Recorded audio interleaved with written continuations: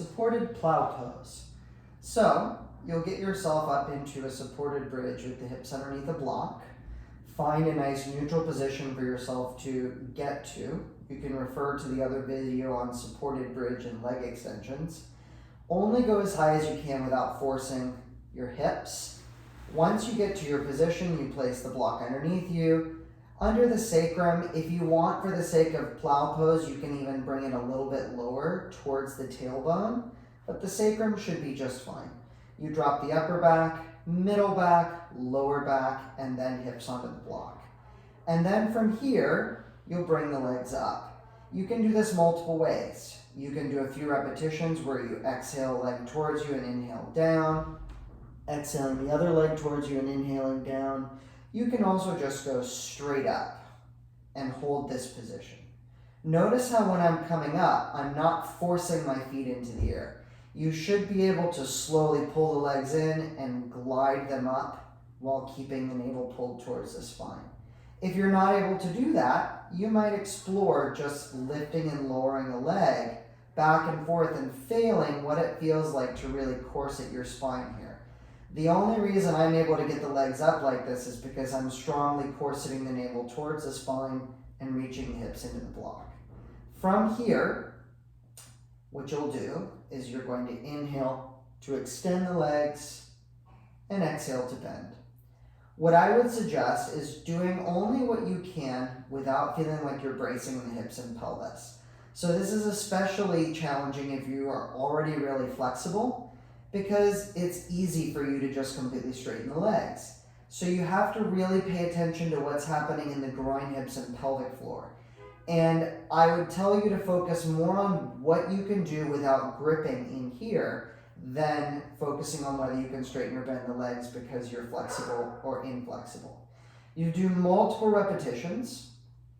You might find that this is all you can do. You might be able to completely straighten the legs. You might be really bent. Any of those options are fine. And if you find that having the knees and feet together is really compressive on the pelvis, let the feet and knees separate a little bit. And then from here, you're going to go back and forth. You're going to exhale and bring the knees towards you. You'll inhale, you'll bring the legs away, right? If you are able to keep the knees straight, you'll work this a little bit more thoroughly. Right? You'll notice that the block is tipping. It's okay if that happens. You can always grab with a hand if you want to, but really be mindful of trying not to brace in your shoulders to make that happen.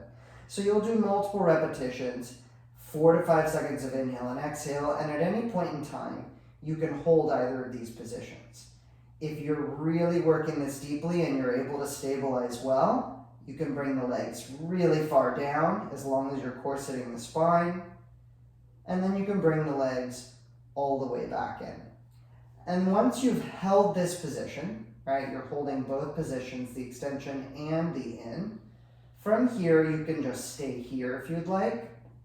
If you want to work this deeper, you can keep the hands by your side or the arms over the head. I find that arms over the head is easier. And you're going to try and bring yourself into plow. Exhaling back into the plow, inhaling hips back to the block. Right, going back and forth. Notice how I'm keeping my shoulders seated. And everything stays grounded. You're trying not to force this. So I don't want to see this. If you can't get your hips off the block, it's fine. You just hold wherever you can get to and let energy flow wherever you're at. Okay? Then, once you've done whatever you're going to do, if you're in plow pose, what I would suggest is you move the block out from underneath you and slowly wind your spine down to the floor, taking as many breaths as you need to slowly lower yourself down vertebra by vertebra. Okay? If you were not able to get off of the block, you can be in this position. And once again, you might not be able to have the legs straight. They might need to be slightly bent in order for your pelvis to stay relaxed. That is fine. So if you're in this position, I would suggest bringing the knees into the chest, and then you can slowly let the block topple, and shimmy the block out from underneath you.